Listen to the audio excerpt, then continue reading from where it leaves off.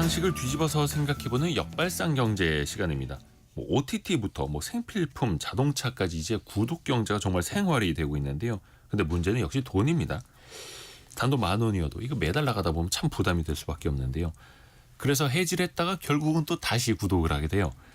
왜 이런 모습이 나타나는 걸까요? 서울벤처대학원 전호겸 교수와 함께합니다. 안녕하세요. 예, 반갑습니다. 역발상 경제의 전호겸입니다. 이번에 책을 내셨는데 강제 구독의 시대예요. 예, 맞습니다. 강제예요, 이제. 예, 그렇죠. 강제라고 있죠. 이거 그래서 우리 구독자들도 알아야 됩니다. 맞습니다. 그렇죠.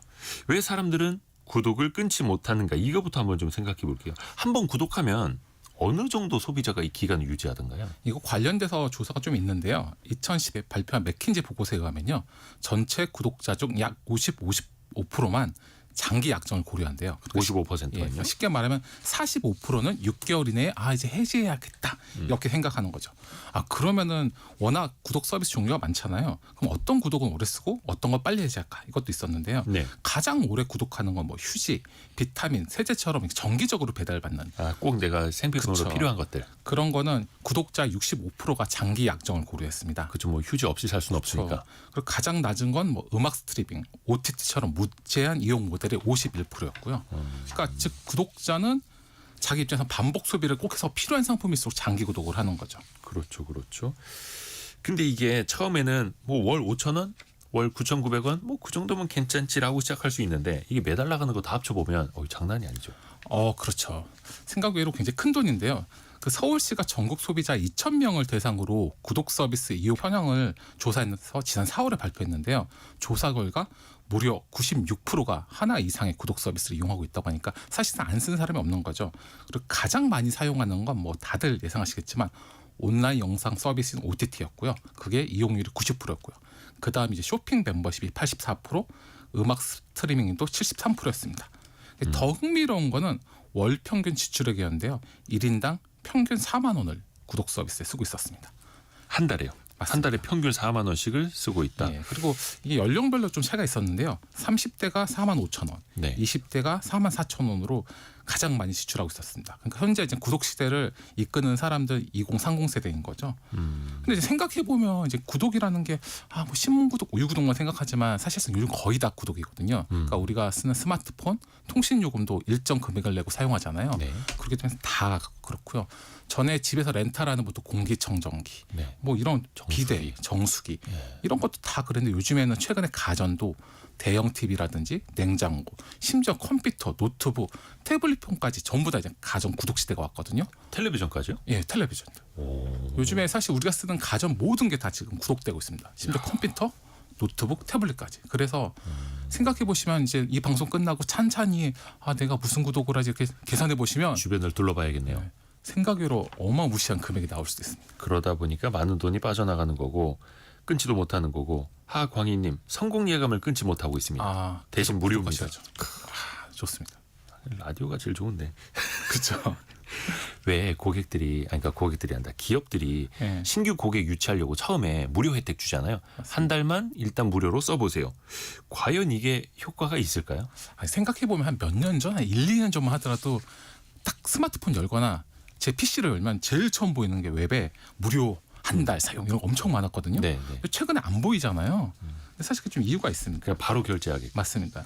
그래서 미국의 구독 관리 및 청구 플랫폼이 미국의 리컬리가 2025년에 보고서를 냈거든요. 근데 이 보고서 보면 무료 체험 후 유료 전환율이 46%에서 33%로 하락했대요. 예전에는 그래도 꽤 됐는데 이제 유료 전환이 적어지는 거예요. 맞습니다. 그러니까 지금은 3명 중에 2명은 재밌네, 좋았네 이러고 구독 안 해버리는 거죠. 그런데 1, 2년 전만 하더라도 2명 중에 이제 1명이 무료 체험 구독을 했다는 거잖아요. 그러다 보니까 이제 사실 구독 예전만큼 그런 게 없는 거고요. 전에는 무료 한 달을 두고 그렇게 약간이 워낙 길잖아요. 그래서 사람들이 무료네 이러고 누르고 약간을 오케이 했는데 그 약간에 보면 한 달 후에 유료가 됩니다. 이렇게 있는데 그쵸. 그걸 안내를 잘 안 했던 거예요. 지금까지. 근데 그런 걸 이제 요즘에 못 하다 보니까 자연스럽게 이런 무료에서 유료 전환도 낮아지는 데다가 사람들이 이제는 이것도 무료하다가 또 유료하는 거 아니야? 이러고 사실 무료 신청 깔려 있는 거죠. 그렇죠. 사람들이 이제 스마트하다 보니까 그 기업의 전략을 다 알고 있어요. 그렇죠. 그래서 이제는 쉽지 않죠. 그래서 내가 29일째 되는 날 알람 맞춰놓고 저도 그런데? 다 비슷한 소비자가 네. 똑똑해야 돼요. 지금 9651님도 9651 쓰시는 분도 강제 구독. 저도 한 구독하는 입장에서 제목이 뒤통수 맞은데 정신이 번쩍 들게 합니다. 이야기해 주셨고요. 그리고 김영호님 자택을 구독하고 있습니다. 끊질 못하네요. 은행을 상대로. 금융 구독이네요. 주택 구독. 이것도 또 새로운 용어입니다. 저도 지금 방금 들어서 굉장히 큰 아이디어를 얻었습니다. 그리고 아까 그 말씀하신 것처럼 기본 한 달 동안 무료 사용, 그 다음에 바로 유료 전환. 그런데 해지할 수 있는 버튼은 찾아보기 힘들고, 이것도 기업들이 막 계산해 놓은 거잖아요. 그렇죠. 이것도 서울시 조사에 따르면 전체 응답자의 59%가 구독 해지 어려움을 겪었다고 답변했어요. 그 이유는 가장 많은 것이 해지 메뉴를 찾기 어려웠다가 52%. 그리고 그 다음에 해지가 너무 복잡하다. 이게 27%. 그리고 가입 해지 방법이 달라서 혼란스럽다. 17%였거든요. 그러니까 쉽게 말하면 가입 해지 버튼을 찾기 어렵게 하거나 맞아요. 의도적으로 막 해지 버튼을 막 복잡하게 하는 거죠. 들어가야 돼요. 그렇죠. 그래서 이렇게 의도적으로 해지 버튼을 어렵게 하거나 사람들을 약간 기망하는 거죠. 다크 패턴이라 부르거든요. 그래서 예를 들어가지고 구독 가입은 막 큰 가입에 큰 화면에서 막 보이는데 해지 버튼은 어딘지 잘 모르겠고, 아니면 해지하려고 하면 뭐 앱 설정, 뭐 계정 관리, 뭐 문의하기 등등 들어가서 해지를 한다거나 뭐 이런 이유가 있었고, 그리고 굉장히 해외에서 유명한 공신력 있는 서비스가 있는데, 이 서비스가 구독 좀 유명한데, 이 서비스 같은 경우에 막 이것저것 막 엄청나게 해지하려고 하다 맨 마지막에는 상담원과 상담하세요 이래가지고 상담원과 유선 전화를 통화를 해야지 해지하게 해가지고 굉장히 큰 논란이 또 해외에서 그것도 또 있었습니다. 기다려야 되니까요. 그렇죠. 그래서 그 해지 전담 부서들이 좀 있죠. 그렇죠. 끝까지 설득하는 사람들. 그렇고요. 그때서야 50% 할인 쿠폰 준다고 하고요. 맞습니다. 근데 이런 복잡한 절차를 거쳐서 해지 버튼 딱 누르기 직전까지 갔을 때 그래도 그냥 더 써보지 뭐라고 하는 경우가 있거든요. 그렇죠. 워낙에 해지가 너무 복잡하고 힘드니까 그냥 쓰고 말지 이런 경우도 있죠. 서울시 전자상거래센터가 2025년 2월부터 3월까지 주요 구독 서비스 해지 단계 이제 다크 패턴 실태를 조사했더니요. 네. 반복 간섭이 92%, 해지 방해 요소가 85%였습니다. 그러니까 즉 뭐냐면 구독 해지를 못하도록 유도 메시지를 반복하는 거죠. 아니면 아까 뭐 말씀하신 해지하려고 누르면 지금 해지하시면 현재까지 무슨 카드 서비스 5,000원, 뭐 무료 배달 7,000원, 뭐 이래가지고 뭐 78,000원의 이익을 얻고 있는데 사라져 버려요. 뭐 이런 지금까지 식으로 누적 27만 원의 혜택을 받으셨습니다. 막 이런 거 띄워놓고. 그렇죠. 그래가지고 그래도 나는 해지할래 이러면 또 누르면 그래도 정말 해지하시겠습니다. 하고 그래도 이제 안 돼. 아까 말씀하신 쿠폰이 나오고 막 이러는 거죠. 그런 게 또 있고요. 그리고 이제 70%는 잘못된 계층 구조, 그러니까 눈속임 버튼을 하는 거죠. 예를 들어가지고 해제하는 버튼은 잘 안 보이게 회색으로 하고, 네. 뭐 다시 지속하겠다는 거 파란색으로 해가지고 이거를 결국 파란색을 누르게 만드는 거죠. 뭐 이런 식도 한다고 하더라고요. 그래서 사실 이런 방식이 지금 계속 하다 보니까 정부에서도 이런 거 다크 패턴 그만해라. 이래서 올해 2월부터는 그 전자상거래법이 개정돼서 이런 다크 패턴이 금지되긴 했어요. 그래서 아까 말씀하신 것처럼 이제 기업들이 또 다른 방법을 고민해야 되잖아요. 다크 네. 패턴이 좀 부담스러우니까. 그래서 이제 가장 대표적인 모델이 이제 AI 기반의 이탈 예측 모델인데, 아까 말씀하신 것처럼 얼마나 고객들이 이탈할까 그것도 AI로 예측을 그렇죠. 해요. 이게 기업들이. 딱 보면 얘가 사용을 안 한다 이러면 저도 이렇게 뭐 구독하는 거 사용을 안 하면 연락이 와요. 이렇게 문자로 네, 최근에 네, 안 네. 하고 있다. 이러고 나서 뭐 쿠폰을 준다거나 뭐 이러는 거죠. 그래서 이 사람의 행동 패턴을 보고 뭐 잘 안 쓴데 이러면 갑자기 무슨 쿠폰을 준다거나 알림을 주는 거죠. 뭐 이런 식으로 해가지고 해지 위험 고객을 미리미리 관리를 하는 거죠. 그래서 예전에는 막 전체를 대상으로 알림을 줘가지고 혜택을 주고 그랬잖아요. 근데 지금 같은 경우 이제 데이터를 바탕으로 해지할 것 같은 사람들만 좀 주는 게 있죠. 신승호님이 해지 방어팀이랑 입씨름하다가 상품권 미끼에 다시 쓰고 있네요. 그러니까. 기업들도 열심히 해요. 열심히 하고 있습니다. 근데 이게 또 나중에 구독을 해지한 다음에 다시 또 돌아오는 경우도 많다면서요. 같은 서비스를. 맞습니다. 같은 서비스를 돌아오는 게 굉장히 많거든요. 그래서 결국에는 이 서비스가 이제 익숙하잖아요. 그러다 보니까 이제 돌아오는 경우가 많은데, 이게 보통 리컬리 보고서에 의하면 해지자의 한 20% 정도는 다시 돌아온대요. 근데 그 이유가 사실 그거죠. 처음에 썼을 때는 갔을 때 처음에 구경하는 입장에서 봤다가 나중에 어느 정도 지나가니까 그때 그 서비스 괜찮았는데 이러면서 다시 돌아오게 되는 거죠. 시간이 지나서. 맞습니다. 20%가 재가입하는 고객이다. 이건 이제 평균적이라는 거고요. 맞습니다. 그러면 그 기간 얼마 만에 다시 돌아옵니까? 이거 관련돼 가지고도 내용이 있는데요. 이제 넷플릭스 같은 경우에는 예. 이게 워낙 서비스 유형이 달라가지고 다 다르긴한데 넷플릭스가 2023년 발표한 걸 보면은 서비스를 해지하고 6개월 이내에 구독자 50% 돌아온대요. 오? 굉장히 많이 돌아오죠. 50%나요? 예, 그러니까 이거 같은 경우에는 이제 넷플릭스는 워낙 높은 케이스거든요. 1년 이내에 60%가 재구독. 특수하죠. 글로벌 1등이니까. 글로벌 1등이고 사실 이제 그런 게 있잖아요. 최근에 이제 또 오징어 게임 시즌 3 하면은 또 사람들이 돌아오고 이게 대작을 그래서 맞습니다. 쪼개놓고 시즌별로 또 나눠놓고. 맞습니다. 그러니까 이게 이렇게 하는 거죠. 사실 넷플릭스나 이런 OTT의 큰 습성이 네.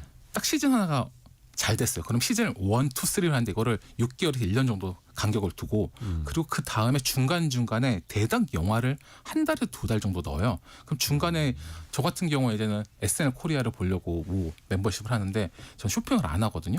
그런데 이거 이제 가입 이거 구독료 나가 돈 아까워서 2-3달 까먹다 이제 진짜 해야지 이러면 다음 시즌이 한다는 거예요. 그럼 계속 하는 거고 반대로 중간에 내가 보고 싶은 시즌 끝났는데 해지를 했어요. 그러다가 또 다음 시즌 한대 이러면 또 가입하고. 그러니까 이러다 보니까 OTT가 이제 다른 거에 비해서는 확실히 많이 있는 거죠. 돌아올 확률이요.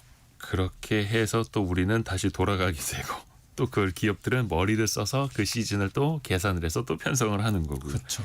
넷플릭스 같은 경우는 무려 50%가 다시 돌아온다. 그러니까 기업 입장에서 보면 어떻게 보면 이제 구독자들을 또 한 번 떠나가더라도 다시 돌아올 수 있는 고객이잖아요. 그렇죠. 마무리도 잘해야겠네요. 맞죠. 사실 이제 구독자와 이 구독이 사실 인간관계로 똑같아가지고 헤어질 때도 잘 헤어져야 되거든요. 네. 그리고 사실 우리가 뭐 인연이라든지 연인이라든지 사랑관계 때 보면은 가끔가다 그런 거 하잖아요. 연애할 때 같은 경우 우리 좀 잠시 좀 생각해보자. 이런 보통 이제 헤어지긴 하는데. 잠시 생각해보자. 그렇죠. 그런 것처럼 이제 구독도 이제 해외 기업들은 이거에 착안해가지고 예. 해지와 동시에 일시정지 기능도 제공한 거예요. 그러니까 해지하지 말고 우리 너 잠시 생각해보자. 그러니까 당장의 네 마음은 모르겠지만 우리 헤어지지 말자 이러면서 그 구독 해지가 아니라 일시정지 버튼을 하는데 그러니까 이혼이 아니라 별거. 그렇죠. 이게 부적절한 비유인가? 예. 하여튼 뭐 그래가지고 해지가 아니라 일시정지. 이게 굉장히 유효한 게 이제 리컬리 보고서에 따르면 해지하려고 들어왔다가 일시정지 버튼이 있으면 25%가 이걸 한대요. 그러니까 엄청나게 큰 거죠. 근데 기업 입장에서 그래도 떠나가는 사람 4명 중에 1명은 잡은 셈이네요. 그렇죠. 그러니까 사실은 이제 전에는 막 구독의 가입자 수에만 연연하다 보니까 뭐 다크 패턴, 다크 너지, 뭐 다크한 거 투성이었는데 그냥 그런 게 아니라 이제 결국 관계 위주로 가는 거죠. 왜냐하면 이제 이별해도 생각나고 다시 돌아올 수 있는 관계여야 되는 거죠. 그래서 좋은 이별을 한 관계가 다시 시작될 확률이 굉장히 높잖아요. 예. 그러니까 좋은 관계는 이제 시간이 지나서 결국 다시 돌아오는 거고. 즉 이제 구독 해지도 이제 굿바이가 아니라 see you again으로 가고 있는 거죠. 굿바이가 아니라 see you again. 그러니까 차라리 떠나가는 것보다는 일시정지를. 그렇죠. 그리고 떠나가려는 고객에게 할인 혜택을. 그리고 떠나간 고객도 다시 돌아올 수 있게끔 계속 만드는 거. 그렇죠. 그 원래 우리 인간관계도 사실 어떤 친구도 그렇고 연인도 그렇고 누구도 마찬가지. 처음에 있을 때는 소중함을 모르잖아요. 네네네. 아휴 뭐 이러다가 막상 헤어져 보면 그 친구가 정말 좋은 친구였는데 그 이성 친구가 참 나에겐 최고였는데 이러면서 후회하잖아요. 그리고 다시 이제 돌아가고 싶은 마음이 있잖아요. 구독도 똑같은 거죠. 구독도 해지를 안 하는 한 평생 같이 가는 거거든요. 이렇기 때문에 그 사람이 항상 나를 다시 돌아올 수 있다는 마음으로 해지하는 그 순간, 헤어지는 순간에도 행복하게 해피하게 헤어지고 다시 돌아올 수 있도록 해야 되는 거죠. 그러니까 왜 음악 스트리밍 서비스도 내가 한 10년 전에 보관함에 넣어놨던 나의 재생 목록을 어느 순간 다시 그 서비스가 막 이메일로 보내서 알려주는 거죠. 맞습니다. 맞다. 그게 거기 있었지. 한번 찾아가 보게 되고. 기업들이 머리를 많이 씁니다. 우리 소비자도 똑똑해져야 하는 거고요. 서울벤처대학원 전호겸 교수, 강제 구독의 시대 저자로서 오늘은 또 만나봤습니다. 고맙습니다. 감사합니다. 라디오 정보센터 다녀옵니다.